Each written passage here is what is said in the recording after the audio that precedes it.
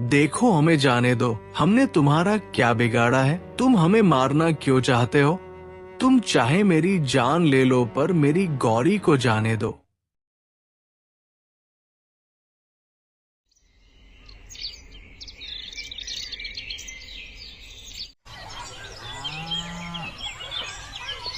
एक समय की बात है। रामपुर नामक गांव में माधव नाम का एक बहुत ही ईमानदार दूध वाला अपनी पत्नी आरती के साथ रहता था। माधव की एक प्यारी सी गाय गौरी थी। माधव अपनी गाय गौरी से बहुत प्रेम करता था, जबकि गौरी भी माधव से बेहद लगाव रखती थी। मेरी प्यारी गौरी, कैसी है तू? रात को नींद अच्छे से आई थी ना?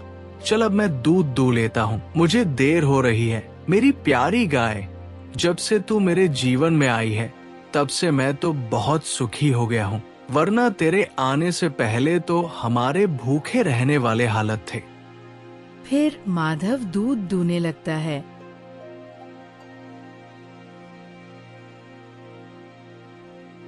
चल अब मैं चलता हूँ, तू अपना ख्याल रखना गौरी। माधव इतना कहकर दूध बेचने निकल जाता है।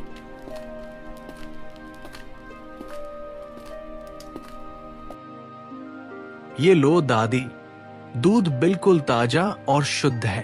तेरी गाय का दूध तो शुद्ध ही होता है, इसलिए तो मैं तुझसे ही दूध लेती हूँ। यह ले अपने पैसे। अरे दादी, बस इतने से पैसे? आपको तो पता है ना कि मैंने इस महीने दूध के दाम बढ़ा दिए हैं। महंगाई के कारण मुझे दूध का दाम बढ़ाना पड़ गया है। माधव, मैं दूध के इतने ही पैसे दूंगी, इससे ज्यादा नहीं दूंगी। मैं तुझे दूध के अच्छे खासे दाम देती हूँ, अब इससे ज्यादा ना बेटा ना। इतना कहकर रेवती दादी घर के अंदर चली जाती है। इतने कम पैसों में मैं कैसे गुजारा करूंगा? इतनी महंगाई है, पर कोई दूध के दाम बढ़ाने को राजी ही नहीं है। लेकिन मैं कर भी क्या सकता हूँ? मैं दूध में पानी भी नहीं मिलाता। मेरा ईमान इसकी इजाजत नहीं देता, चाहे लोग दूध के कम दाम ही क्यों ना दे। चल भाई माधव, दूध तो बेच लिया, अब घर चल। अब माधव अपने घर लौट जाता है।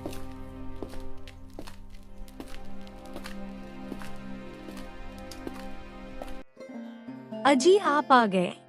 क्या हुआ? आपका चेहरा उतरा हुआ क्यों है? सब ठीक तो है ना? क्या बताओ आरती, शहरों में महंगाई इतनी बढ़ गई है, लेकिन लोग दूध के दाम नहीं बढ़ाना चाहते। अब तुम ही बताओ, ऐसे में हम कैसे गुजारा करेंगे?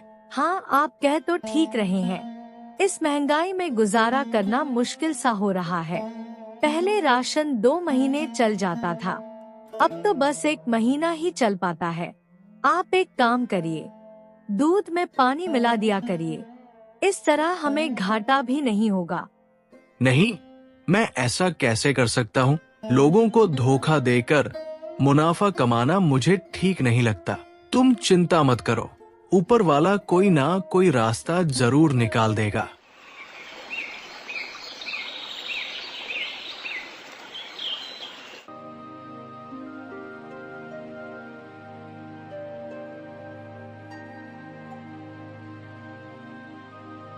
अगली सुबह।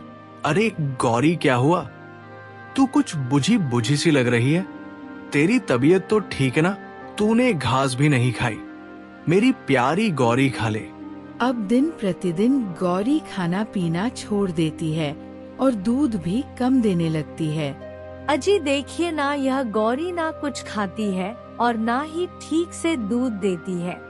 जब तक यह खाएगी पिएगी नहीं, तब तक ठीक से दूध भी नहीं देगी। ना जाने इसे किसकी नजर लग गई है, यह दिन प्रतिदिन सुस्त होती जा रही है। हाँ भाग्यवान, कुछ समझ नहीं आ रहा है कि क्या करूं। मुझे लगता है ये उदास है। मैं एक काम करता हूँ, इसे घुमा लाता हूँ, इसका मन अच्छा हो जाएगा। इतना कहकर माधव गौरी को घुमाने तालाब के किनारे ले जाता है। क्या हुआ गौरी, तुझे पानी में जाना है क्या? अच्छा तो ठीक है, चल तू तालाब में अच्छी तरह नहा ले। जब तेरा मन भर जाए तो वापस आ जाना। मैं यही बैठा हूँ। अब गौरी तालाब में उतर जाती है और खुशी खुशी पानी से खेलने लगती है।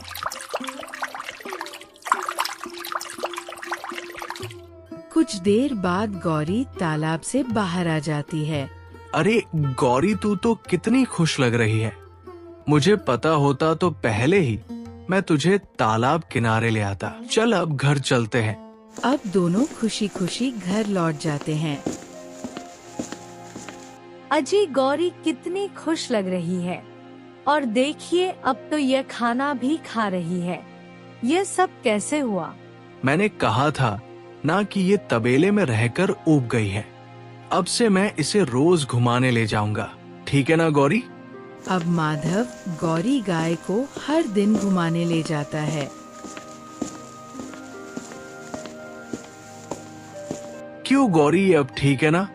मजा आ रहा है ना? तू बस ऐसे ही हंसती मुस्कुराती रहा कर मेरी प्यारी गौरी। माधव गौरी को लेकर घर वापस लौट रहा था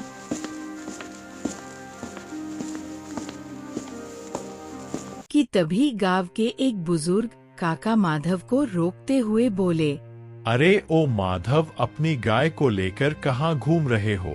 आजकल तुम दूध नहीं बेच रहे क्या?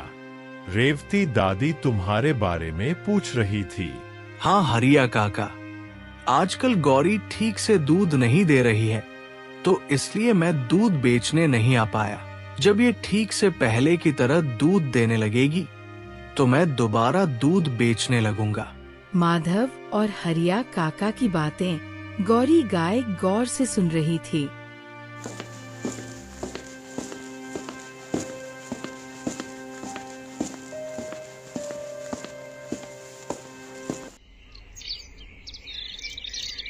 अगली सुबह, अजी जल्दी आइए। अजी सुनते हो, जल्दी आइए। क्या हुआ भाग्यवान, तुम इतना चिल्ला क्यों रही हो? अरे ये बाल्टी में इतना सारा दूध कहाँ से आया? आरती, आज तो 5 बाल्टी भरकर दूध रखा हुआ है। क्या ये सब तुमने निकाला है? हाँ जी, मैं कब से दूध निकाल रही हूँ। आज गौरी ने बहुत सारा दूध दिया है। लगता है हमारे हालात देखकर ऊपर वाले ने हम पर कृपा की है। अब ज्यादा सोचिए मत और जल्दी इस दूध को जाकर बेच आइए। अब माधव दूध लेकर बेचने निकल पड़ता है।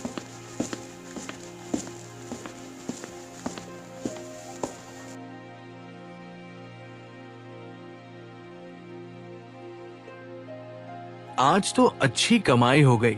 अगर ऐसे ही चलता रहा तो घर के हालात बिल्कुल ठीक हो जाएंगे। अब मुझे घर जाना चाहिए।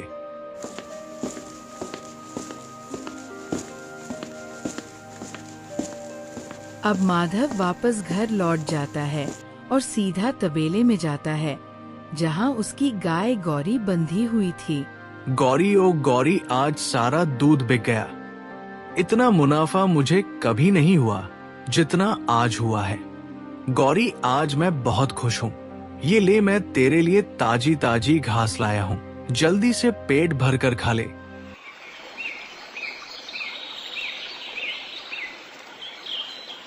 फिर अगली सुबह गौरी फिर से दूध से बाल्टियां भर देती है। आज फिर से गौरी ने इतना सारा दूध दिया है। मेरी प्यारी गौरी, तू कितनी अच्छी है। तू मेरी एक वफादार साथी है। इतना कहकर माधव दूध बेचने निकल जाता है और कई घरों में दूध देने के बाद शाम तक वापस अपने घर आ जाता है।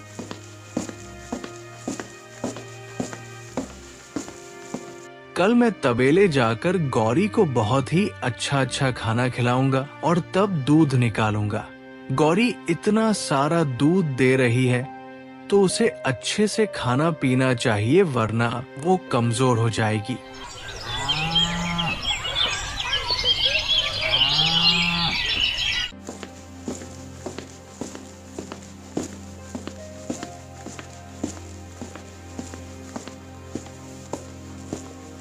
अगली सुबह माधव तबेले जाता है। मेरी प्यारी गाय गौरी, कैसी है तू? चल अब खाना खा ले। आज मैं तुझे अपने हाथों से खाना खिलाऊंगा। ये ले जी भर के खा ले, तब तक मैं दूध दो लेता हूँ। अब माधव दूध दोहने लगता है। अरे कब से दूध दो रहा हूँ मगर गौरी दूध देना बंद ही नहीं कर रही है। ऐसा लग रहा है जैसे ये सब कोई जादू हो। अभी माधव दूध ही दो रहा था कि तभी वहाँ आरती आ जाती है। अजी, आप इतनी देर से तबेले में क्या कर रहे हैं? मैं कब से आपका इंतजार कर रही हूँ। अरे इतना सारा दूध, अभी भी आप दूध धो रहे हैं? ऐसा कैसे हो सकता है? एक गाय इतना सारा दूध दे रही है, ये तो नामुमकिन है। यही तो मुझे भी नहीं समझ आ रहा है। लगता है हमारी गौरी को हमारी परेशानियों का अंदाजा है, तभी ये हमारी मदद कर रही है। अजी, मुझे तो डर लग रहा है। लगता है हमारी गौरी पर किसी भूत प्रेत का साया पड़ गया है। इतना सुनते ही गौरी गाय बोल पड़ती है। नहीं मालकिन, मेरे ऊपर किसी भूत प्रेत का साया नहीं है। मैंने आप लोगों की परेशानी देखी और ऊपर वाले से प्रार्थना की तो उसने मुझे आप लोगों से बात करने के लिए जुबान दी और मुझे ज्यादा दूध देने का वरदान दिया। यानी गौरी तू अब हमारी बातें समझ सकती है और हमसे बात भी कर सकती है। तू हमारे लिए कितना सोचती है। तू मेरी सबसे अच्छी साथी है। तेरा बहुत बहुत धन्यवाद। तूने हमारे जीवन की परेशानियां दूर कर दी। धन्यवाद मत बोलिए। आप लोग मेरा परिवार है और मैं अपने परिवार वालों को परेशान कैसे देख सकती हूँ। गौरी की बात सुनकर माधव उसे गले लगा लेता है। फिर इसी तरह धीरे धीरे कुछ महीने गुजरते हैं। गौरी, आज से मैं तुझे जंगल लेकर चलूंगा। वहाँ बहुत अच्छी घास होती है। तू जी भर के वहाँ घास खा लेना, तब तक मैं कुछ फल तोड़ लूंगा।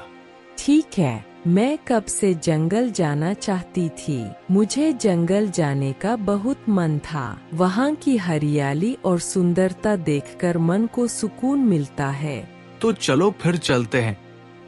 अब माधव गौरी को लेकर जंगल चला जाता है।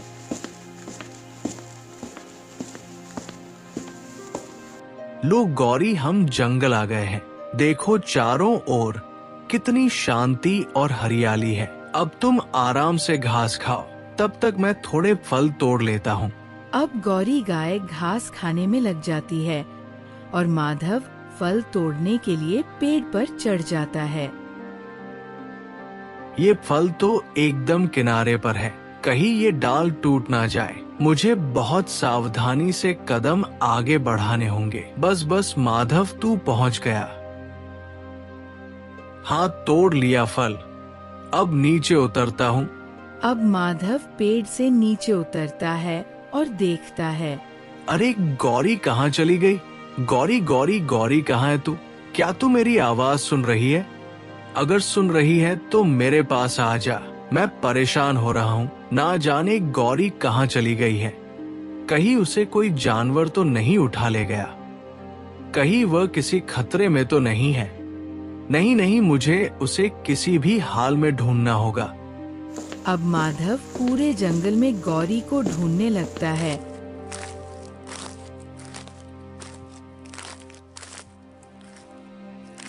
और इधर गौरी गाय चलते चलते एक गुफा के पास पहुंच जाती है। लगता है यह वही गुफा है जिसे मैं बरसों से ढूंढ रही थी। मुझे अंदर जाना चाहिए, इससे पहले कि कहीं मालिक न आ जाए। अब गौरी गाय गुफा के अंदर चली जाती है।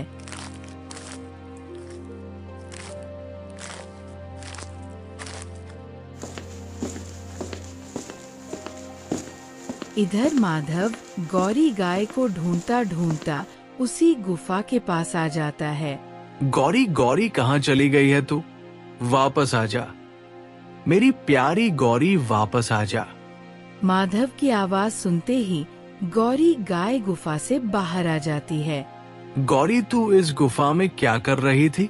तू ठीक तो है ना? तुझे कुछ हुआ तो नहीं ना? हाँ, मैं बिल्कुल ठीक हूँ। मैं चलते चलते यहाँ आ गई थी और रास्ता भटक गई थी। कोई बात नहीं, चल अब तू घर चल, हम घर जाकर आराम करते हैं। अब दोनों घर चल देते हैं। गौरी माधव की ओर देखते हुए मन ही मन सोचने लगती है, मुझे वो गुफा तो मिल गई है, लेकिन अपना मकसद पूरा करने में अभी बहुत समय लगेगा।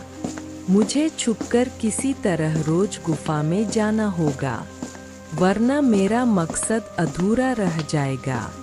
अब हर रोज माधव दूध लेकर जैसे ही बेचने जाता है, वैसे ही गौरी गाय मौका देखकर जंगल वाली गुफा की ओर चल देती है। यही सही मौका है। इस समय मैं गुफा में जा सकती हूँ। इस समय किसी को कुछ पता भी नहीं चलेगा और मैं समय से पहले वापस आ जाऊंगी। अब गौरी गाय उसी गुफा में जाती है और समय से वापस आ जाती है।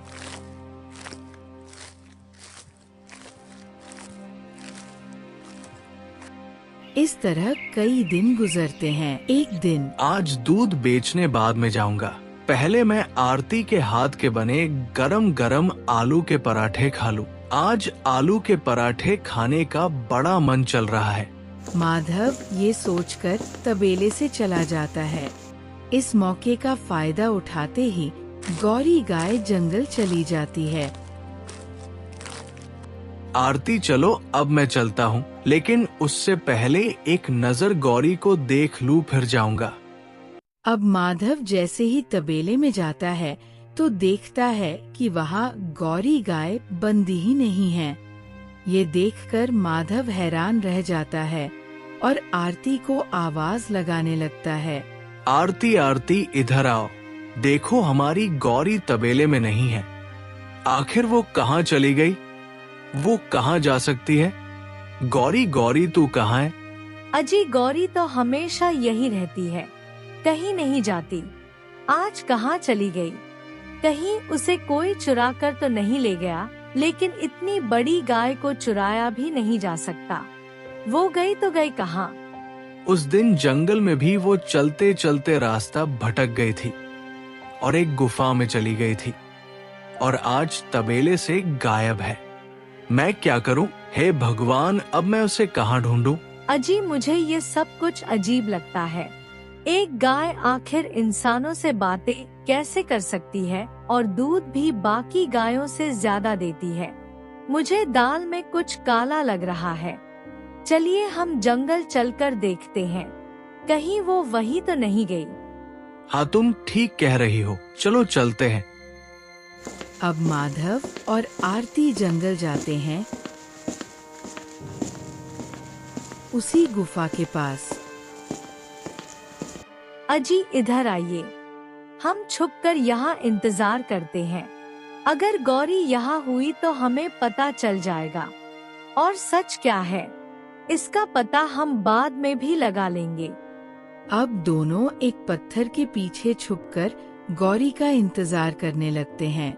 इतनी देर हो गई है हमें इस पत्थर के पीछे छुपे हुए, और गौरी का कोई पता नहीं चला। मुझे लगता है वो यहाँ नहीं है। तुम खामखा शक करती हो, चलो यहाँ से चलते हैं। अजी आप थोड़ा रुकिए। अरे वो देखिए, गौरी गुफा से बाहर आ रही है। मैंने कहा था ना, कुछ तो है जो हमें नहीं पता। देखिए वो गौरी ही है ना। गौरी गुफा में क्या करने गई होगी और हमसे छुपकर क्यों यहाँ आई? मुझे इस बात का पता लगाना होगा, कहीं वह किसी मुसीबत में तो नहीं है। अब गौरी गाय गुफा से निकलकर सीधा घर चली जाती है और माधव और आरती भी गौरी के पीछे पीछे घर आ जाते हैं। आरती सुनिए, गौरी आखिर वहाँ क्यों जाती है? क्या सच में उसके ऊपर भूत प्रेत का साया है? मुझे इस सच का पता लगाना ही होगा। आप कह तो सही रहे हैं। हम तो आपसे उसी दिन कह रहे थे कि गौरी पर किसी भूत प्रेत का साया है। अगली सुबह आरती, चलो गौरी के पीछे पीछे चलते हैं और देखते हैं कि गौरी गुफा में क्या करने जाती है। हाँ, आप कह तो ठीक रहे हैं।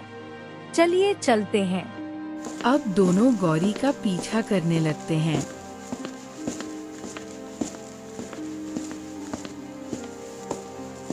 इधर गौरी भी मन ही मन खुश हो रही थी और कह रही थी, आज मुझे जल्दी जाना होगा। आज मैं अपना मकसद पूरा करके ही रहूंगी। हाँ, आज मैं आजाद हो जाऊंगी। आजाद? अजी, आपने सुना, गौरी कह रही थी आज वो आजाद हो जाएगी। इसका क्या मतलब हो सकता है? ये तो गुफा के अंदर जाकर ही पता चलेगा। चलो अंदर चलते हैं। देखो, गौरी अंदर चली गई है। अब हम भी गुफा के अंदर चलते हैं। अब दोनों अंदर जाते हैं।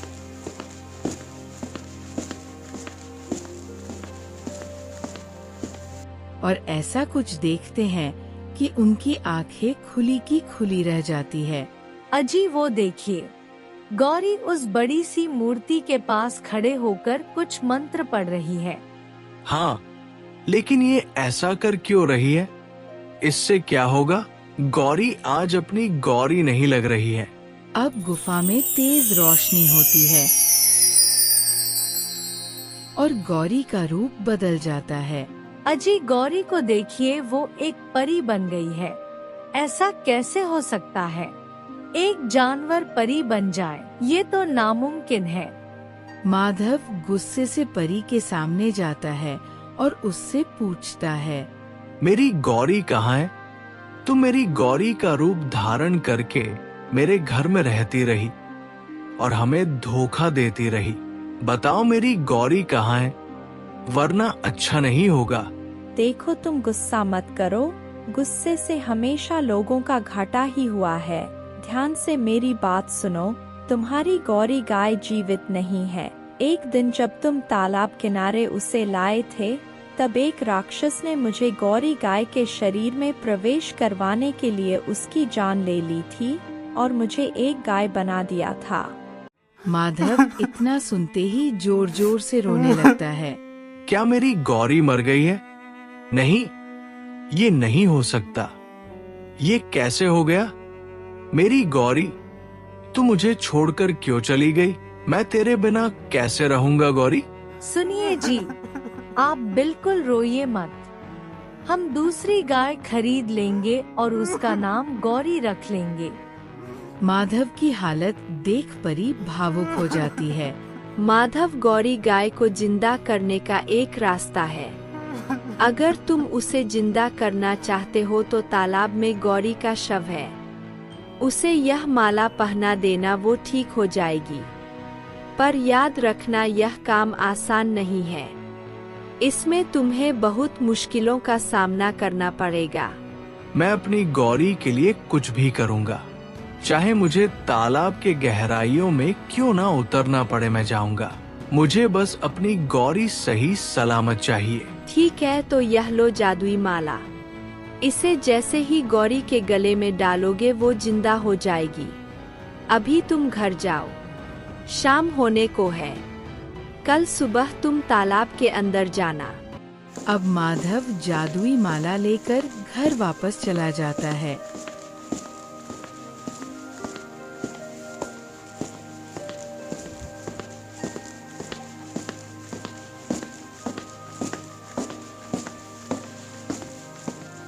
अजी, ये सब देखकर तो मेरा दिमाग ही हिल गया है।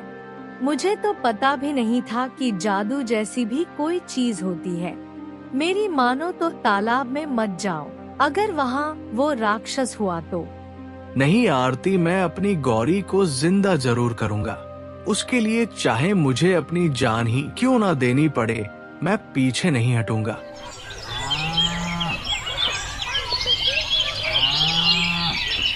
अगली सुबह माधव तालाब किनारे जाता है।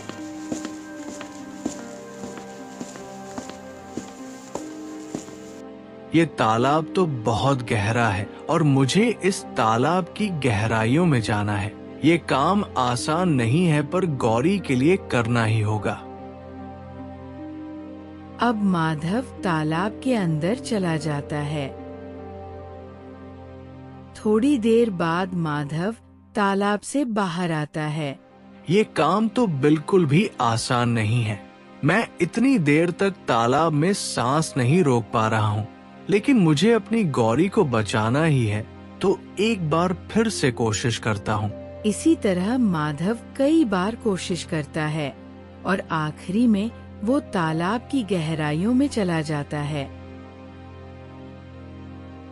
तालाब की गहराइयों में उसे गौरी गाय का शव मिलता है। माधव बिना देरी किए गौरी गाय के गले में माला डाल देता है। गौरी उठ जा, देख मैं हूँ। गौरी उठ जा मेरी प्यारी गौरी। अब तेज रोशनी होती है और रोशनी के साथ गौरी और माधव नदी से बाहर आ जाते हैं। गौरी तू ठीक हो गई। मेरी प्यारी गौरी, तू नहीं जानती तेरे बिना मेरा दिन कैसे गुजरा है। चल अब अपने घर चलते हैं। मैं तुझे आज अपने हाथों से घास खिलाऊंगा। माधव और गौरी घर जाने के लिए जैसे ही कदम बढ़ाते हैं, वैसे ही वहाँ पर वही राक्षस आ जाता है। तूने मेरी हर चाल को नाकाम कर दिया है। तूने इस गाय को जिंदा करके अच्छा नहीं किया। अब मैं तुझे नहीं छोड़ूंगा। अच्छा, तो तुम वही राक्षस हो जिसने मेरी गौरी को मार दिया था। क्या तुम्हें मेरी मासूम गौरी पर जरा भी दया नहीं आई? दया तुम इंसानों के पास होती है, हम राक्षसों के पास नहीं। तूने मेरी सारी मेहनत खराब कर दी। अब मैं तुझे नहीं छोड़ूंगा। इतना कहकर राक्षस माधव पर अपनी शक्तियों से वार करने लगता है। देखो, हमें जाने दो। हमने तुम्हारा क्या बिगाड़ा है? तुम हमें मारना क्यों चाहते हो? तुम चाहे मेरी जान ले लो, पर मेरी गौरी को जाने दो। इतना सुनते ही गौरी राक्षस के सामने आ खड़ी होती है। गौरी तू पीछे जा, ये राक्षस तुझे नुकसान पहुंचा देगा। गौरी तू हट जा यहाँ से। अच्छा हुआ तू खुद मेरे पास आ गई। अब मैं तुझे मारकर अमर हो जाऊंगा। अब राक्षस जैसे ही गौरी पर वार करने वाला होता है, गौरी अपनी जादुई शक्ति से उसका पेट फाड़ देती है। गौरी, यह तूने क्या किया? गौरी के वार से राक्षस मर जाता है। गौरी तू समय के साथ कितनी बहादुर हो गई है। तूने आज अपनी बहादुरी से हम दोनों की जान बचा ली। मेरी प्यारी गौरी, तू बहुत बहादुर है। ये देखकर मुझे बहुत अच्छा लगा। माधव इतना कहकर गौरी को गले से लगा लेता है और दोनों जोर जोर से रोने लगते हैं। चल गौरी, अब घर चलते हैं। मैं तुझे अब किसी भी मुसीबत में नहीं पड़ने दूंगा। खुद से ज्यादा अब तेरा ख्याल रखूंगा। मुझे माफ कर दे गौरी। मैंने तेरा ख्याल रखा होता तो तुझे इतनी परेशानी ना होती। मैं जानता हूँ तुझे मुझसे कोई शिकायत नहीं है, पर आज मैं वादा करता हूँ तेरा बहुत ख्याल रखूंगा।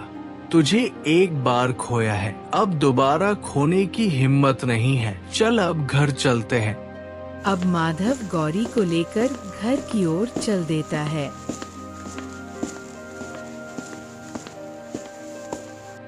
भाग्यवान सुनती हो, देखो मैं गौरी को वापस ले आया। जल्दी से बाहर आओ, देखो गौरी आ गई है। माधव की आवाज सुनते ही आरती दौड़ती हुई घर से बाहर आई और गौरी को देखकर हैरान रह गई। अजी, ये गौरी ही है ना? गौरी के भेष में कोई और तो नहीं है। मुझे तो अब डर सा लगने लगा है। डरो मत, ये हमारी प्यारी गौरी ही है। गौरी बता दे, ये तू ही है। गौरी, यह तो तू ही है। तू ठीक हो गई। मुझे खुशी है कि तू वापस आ गई। तेरे बिना इन्होंने हंसना बोलना सब छोड़ दिया था। अब हम दोनों तेरा और भी ज्यादा ख्याल रखेंगे। अब माधव और आरती गौरी का पहले से ज्यादा ख्याल रखने लगते हैं और गौरी गाय उन दोनों के साथ खुशी खुशी पहले की तरह रहने लगती है।